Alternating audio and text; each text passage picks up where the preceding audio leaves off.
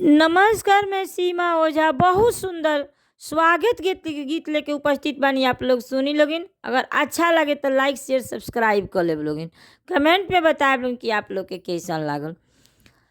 धरती गावे गीत मगन हो, धरती गावे गीत मगन हो, जागल भाग्य हमार, स्वागत बाटे बारंबार राउर, महिमा बाटे अपार राउर, नेहिया बाटे अपार।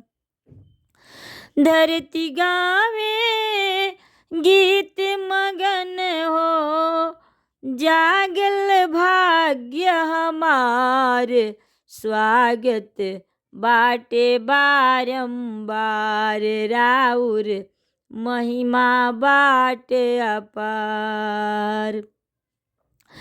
गर्मी बेधे पवन झकोरे, बाटे कठिन डगरिया, गर्मी बेधे पवन झकोरे, बाटे कठिन डगरिया। सब अंगेज के दर्शन दिहनी, सब अंगेज के दर्शन दिहनी, नाचे मगन पुतरिया, नाचे मगन पुतरिया। गोपालगंज के धरती पर आईनी, गोपालगंज के धरती पर आईनी, मिलल मधुर त्योहार, स्वागत बाटे बारंबार राउर, महिमा बाटे अपार राउर, नेहिया बाटे अपार।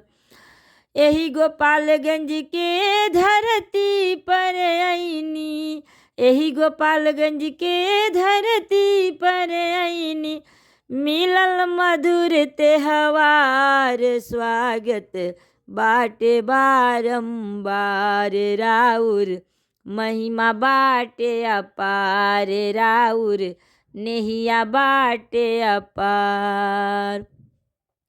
धरती गावे गीत मगन हो, धरती गावे गीत मगन हो, जागल भाग्य हमार, स्वागत बाटे बारंबार राउर, महिमा बाटे अपार राउर, नेहिया बाटे अपार।